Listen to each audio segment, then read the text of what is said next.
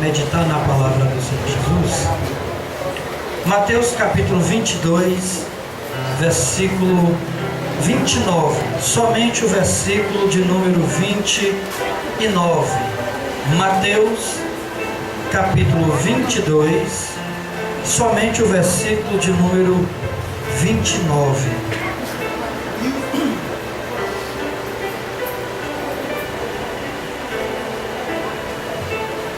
Mateus capítulo 22, a partir do versículo, somente o versículo 29.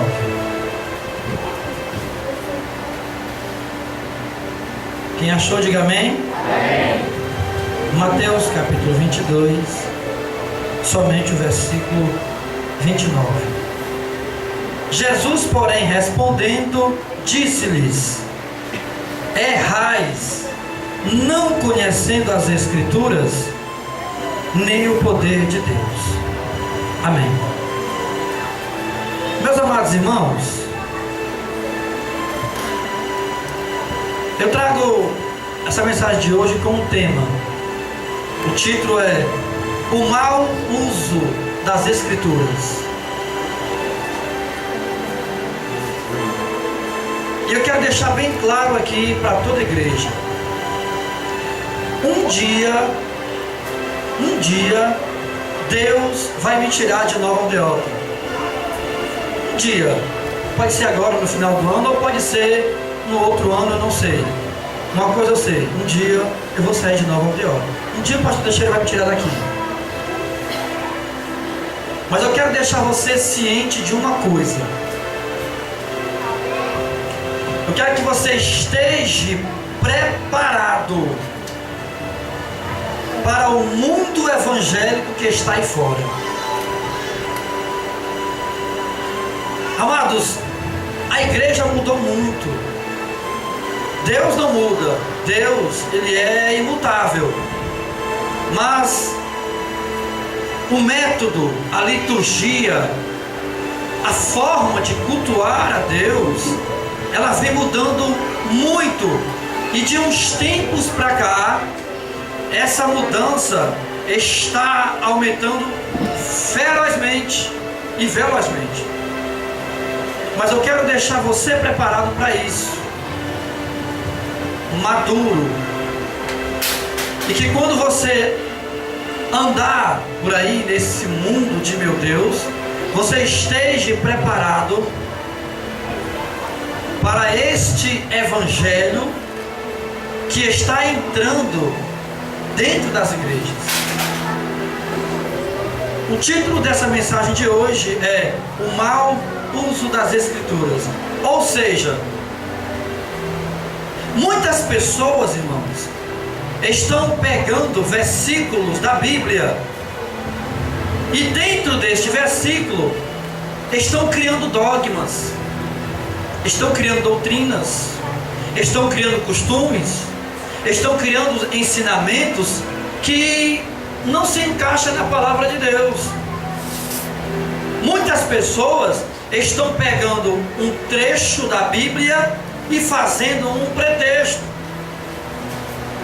Nos dias de hoje, irmãos, muitos crentes, muitos pastores, muitos evangelistas, muitos missionários estão fazendo a igreja de um ganha-pão. Estão fazendo a igreja um lugar para ganhar dinheiro. Por incrível que pareça, eu vi na internet uns dias desses, eu não sei se alguém aqui chegou a ver esse vídeo, de um moço amarrado numa corda e dois obreiros desceu ele dentro de uma cacimba. E lá de dentro da cacimba, eu peço que ninguém converse, por favor. Se for uma conversa, que seja rápida, mas não fique conversando, por favor.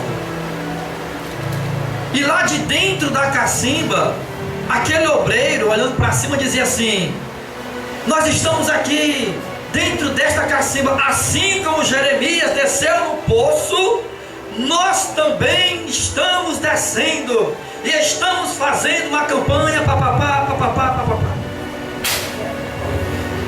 Irmãos, é o que eu digo. Muita gente está pegando passagens da Bíblia e está empurrando, me permita a expressão, empurrando goela abaixo do povo de Deus. E o que mais me impressiona é que essas igrejas são hiperlotadas. São hiperlotadas. Eu vou começar essa mensagem falando algo que muito me impressionou. De uma mulher que questionou o médico por que o parto cesariano. Aí o médico perguntou, mas não estou entendendo a sua indagação. Não, doutor, é porque na Bíblia está escrito: com dores terás filho.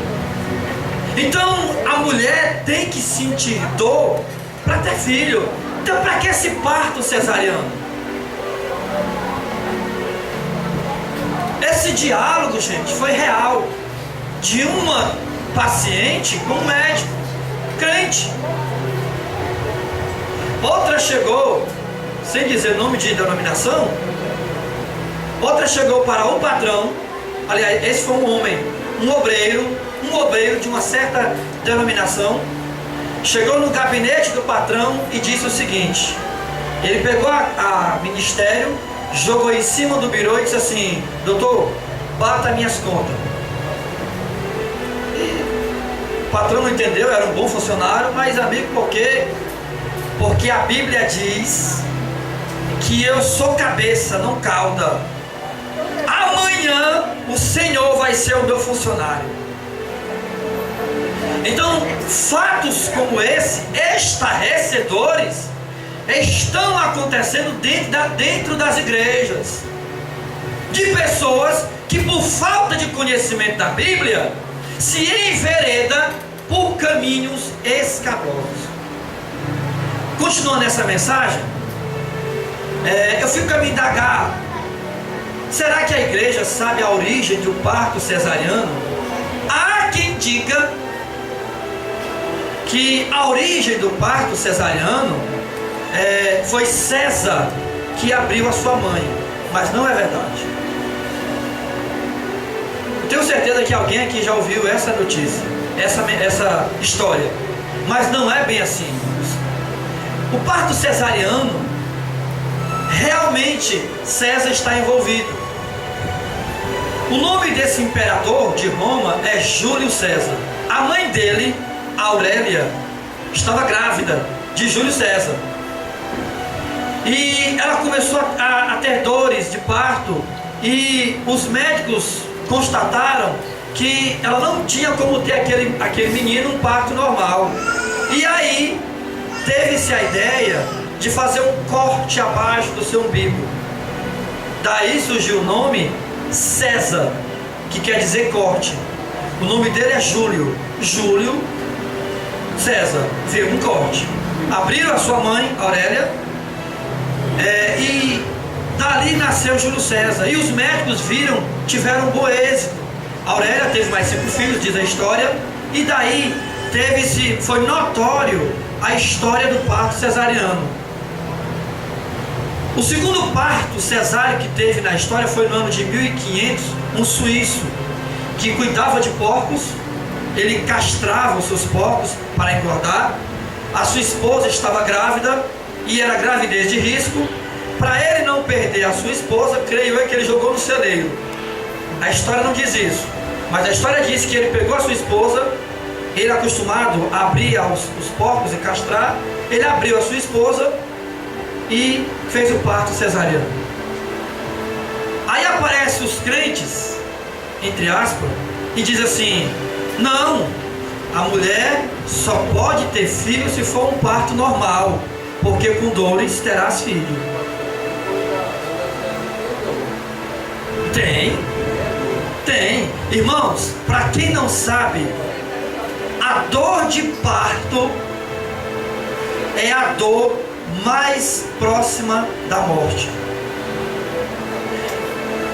A pessoa, segundo os cientistas, falta apenas 1 grau para a dor da morte.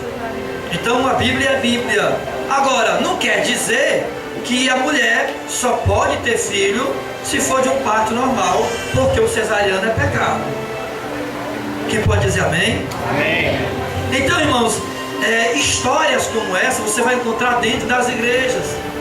Quando alguém chegar para você e disser assim: mulher, tu teve teu filho como? Foi cesárea ou foi parto normal? Foi cesárea. Você pecou. Você está em pecado, porque o seu filho foi um parto cesáreo. Então você já está balizado na palavra de Deus, que parto cesáreo não tem nada a ver com pecado.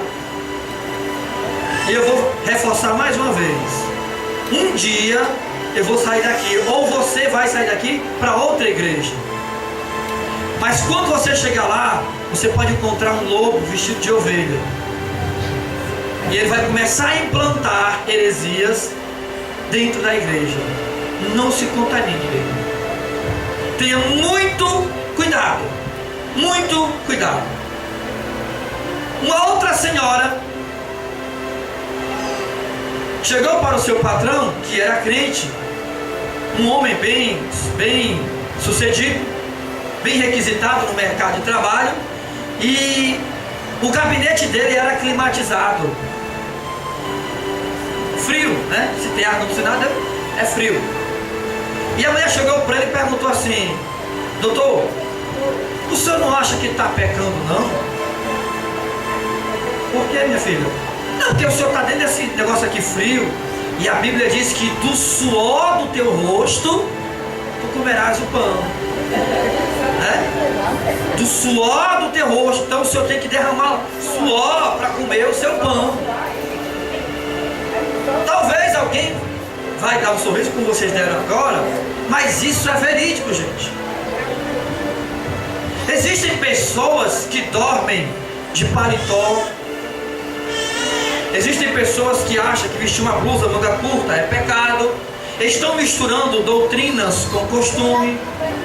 Estão misturando doutrina com o modo de viver da época, de cada região. Então a gente tem que ter muito cuidado, irmãos.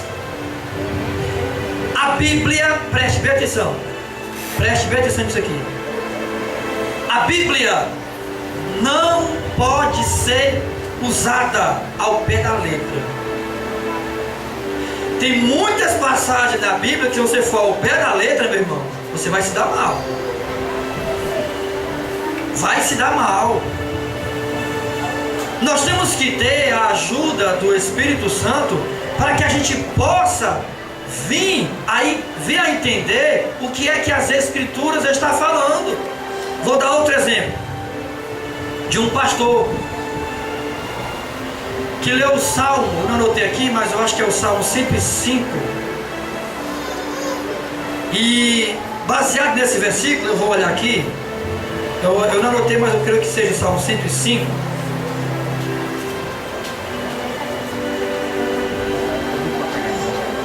Salmo 105. Eu não vou dizer o versículo, vai para cá. Daqui a pouco eu digo. Um pastor olhou, baseado nessa passagem da Bíblia, diz o seguinte: não toque em mim não, quem tocar em mim é morrer. Olha, quem me afrontar morre. Irmãos,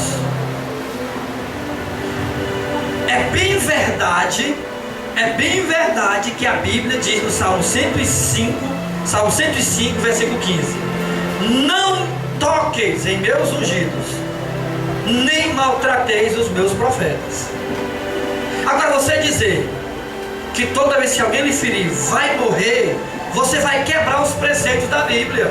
Ora, quantas as vezes, quantos heróis da Bíblia, Paulo, Moisés, o próprio Jesus e outros mais, que passaram por calamidades, afronta.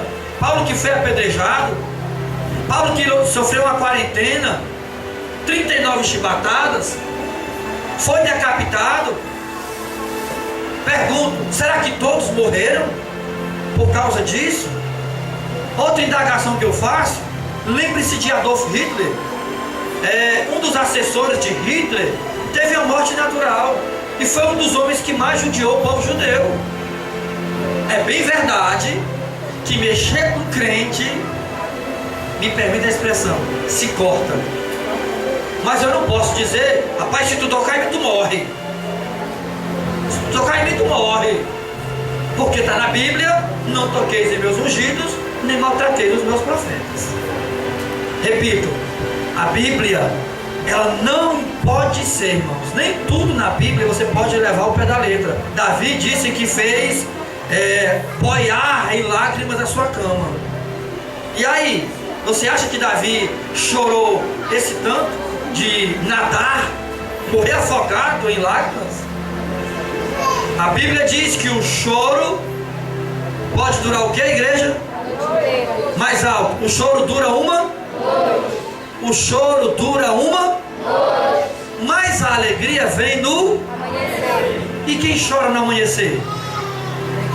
Que horas vem a alegria? À noite? Não, irmãos. Quando o salmista disse o choro pode durar uma noite, não é uma noite literal, é um momento de dor, é um momento de luta, é uma provação. A alegria vem no amanhecer. Amanhecer aqui tipifica o sol da justiça. Quem é o sol da justiça? É Jesus. Você pode chorar de dia ou pode chorar de noite, mas a sua alegria vem no amanhecer, que tipifica Jesus. O choro pode durar uma noite. Já pensou um crente chorar a noite todinha? Então muita gente pega a Bíblia ao pé da letra e está fazendo das Escrituras fatos estarrecedores. Outros estão vendendo barras de tijolo. Outros estão vendendo óleo. Dizem que é de Israel. Compra no centro da cidade e diz que é de Israel. Agora tem a febre, a água do Rio Jordão. Outros pegam lenço porque Pedro, a sombra de Pedro curou, lenços, e alguém pega um lenço, pega um paletó e sai jogando na pessoa e diz que vai curar, porque pega um fato da Bíblia isolado.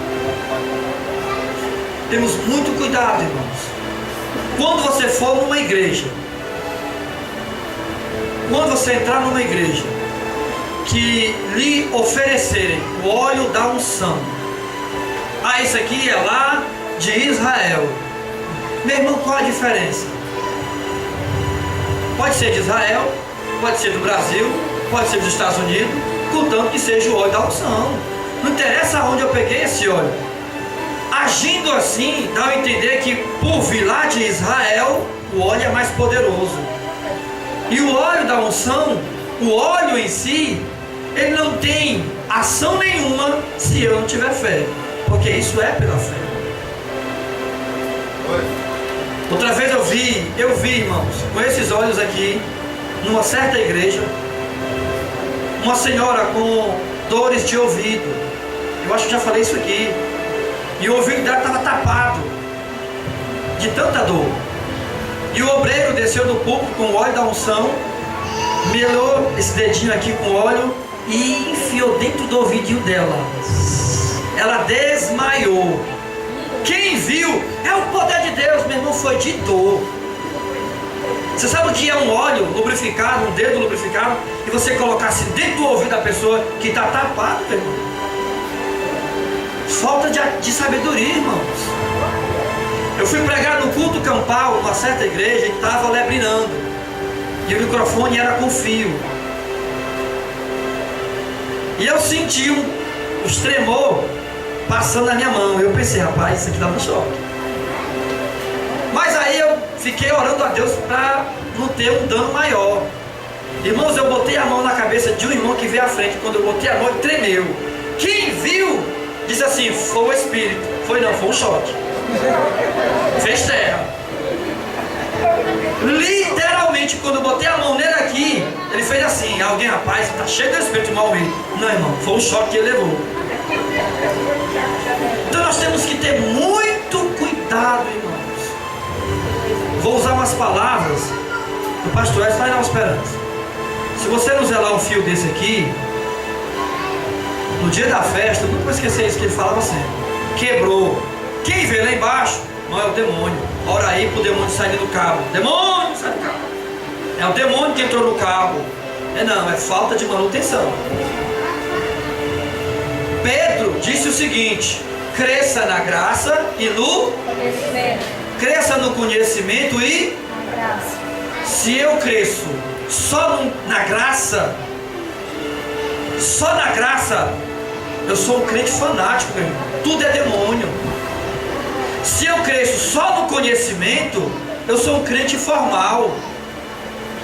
Pega uma cangaia no jumento e coloca 1 quilo, bota 10 quilos de chumbo do lado e 10 quilos de algodão do outro, para tu ver como ela vai ficar torta. Os pesos é igual, é 10 quilos, mas o chumbo, meu irmão. Então, meu irmão, nós temos que ter muito cuidado com a palavra de Deus. Eu disse hoje para uma irmã, não vou dizer o nome não.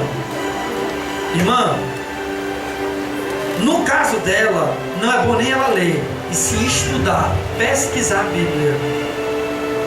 Porque muita gente está se engodando com a palavra de Deus. Muitas pessoas, irmãos, ainda hoje, vivem na lei. Muitos crentes hoje estão vivendo os dias de Moisés aqui na terra. Agora, olha que hipocrisia. São da lei. Olha que hipocrisia. Pergunto, mataram a feiticeira? Porque a lei manda matar a feiticeira. Mataram a feiticeira? A lei manda apedrejar o adúltero. Apedrejaram o adúltero? A lei do levirato manda: um dia eu não vou colher na minha plantação, eu vou deixar lá para o pobre. Você deixou na plantação, na lei do levirato? Você fez um vale só para homicidas se esconder, como está na lei? Aí existem pessoas, tem a pombagira porque pintou as unhas, tem pombagira porque pintou o cabelo, tem pombagira porque cortou o cabelo, está cheio de demônio porque passou batom nos lábios, e por aí vai, irmãos. Ou então aproveitar que está na lei e trazer um cabrito, um bode emissário para sacrificar.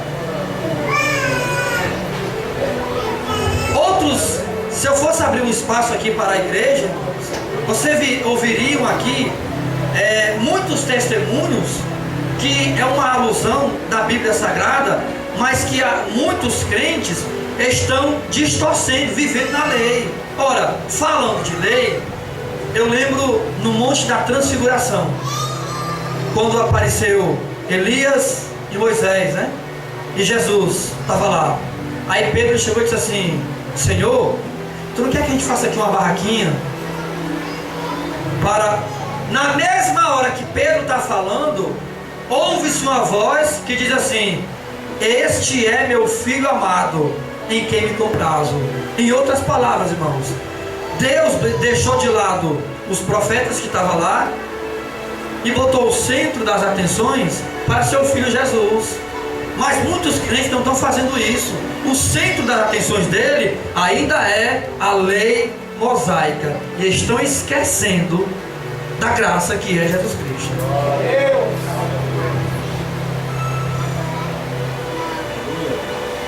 Abra sua Bíblia em Josué.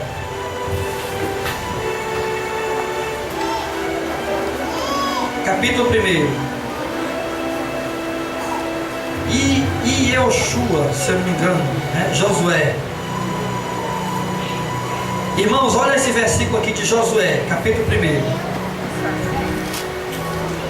Versículo 3. Todo lugar que pisar a planta do vosso pé, vou-lo tenho dado, como eu disse a Moisés. Quem achou, diga amém. Amém. todo lugar que pisar a planta do vosso pé, vou-lo tenho dado, como disse a Moisés. Você sabia que tem muitos crentes engodados com esse versículo? E ele diz assim: meu irmão, você é crente, onde você botar a planta do seu pé, está ungido, está abençoado, os demônios correm, caem por terra, é só fogo. Engraçado, eu não vejo isso na Bíblia, irmãos. Eu vejo o contrário. Jesus, quando entrou na sinagoga, tinha uma senhora lá, eu não lembro quantos anos ela passava encurvada. Se eu não me engano, é 38 anos. 18 anos. 18 anos aquela mulher andava encurvada. Um detalhe, a Bíblia diz que ela era filha de Abraão. Mas durante esses 18 anos, ela estava dentro da igreja, doente. Uma doença ocasionada por Satanás. E quando Jesus entrou, o diabo estava lá dentro, meu irmão, na sinagoga, na igreja. Não vamos pegar o pé da letra e dizer assim: se eu botar o meu pé aqui, meu irmão, não fica nem um demônio. Meu irmão, você é Jesus, por acaso? Que conversa é essa? Onde eu botar meu pé? Pronto, então vai dar tudo certo. Irmão, pode dar até tudo certo, mas o crente é humano. Ele vai passar por altos e baixos da vida. Ele vai ter problemas como qualquer ser humano vai ter. Ele vai ter dor de dente, ele vai ter dor de cabeça,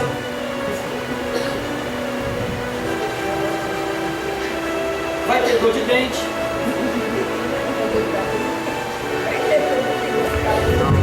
dores de dente, dores de cabeça, enxaqueca, outra doença qualquer na sua vida, porque o seu corpo é humano.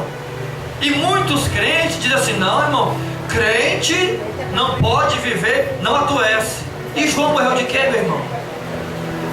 E João morreu de quê? Morte natural. Eliseu morreu de quê, meu irmão?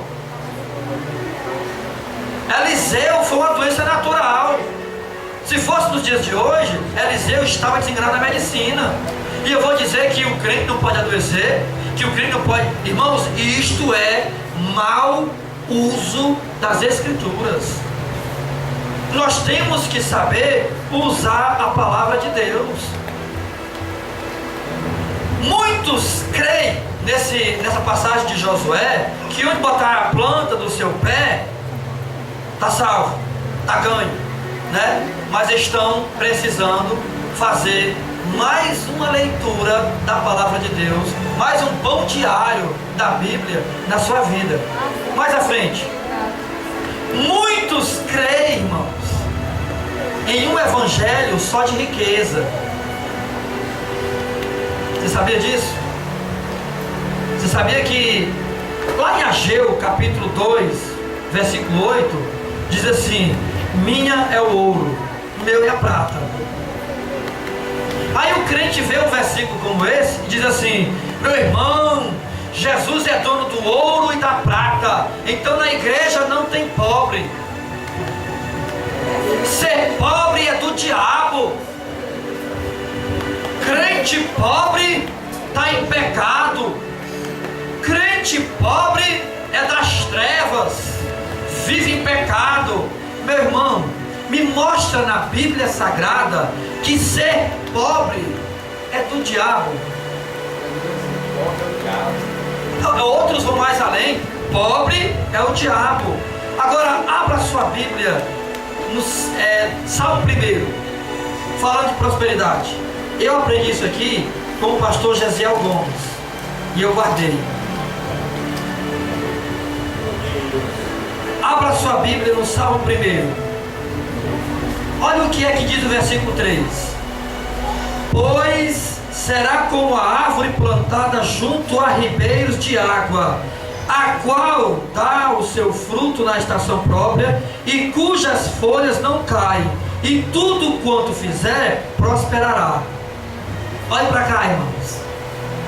O crente é próspero mas é naquilo que ele faz. Naquilo que ele faz. Se tu é padeiro, se tu é pedreiro, o teu ganho vem dali. Então a tua prosperidade é mediante aquilo que você faz. E muitos estão usando esse versículo, usando a palavra de Deus, para dizer que ser pobre é coisa do diabo.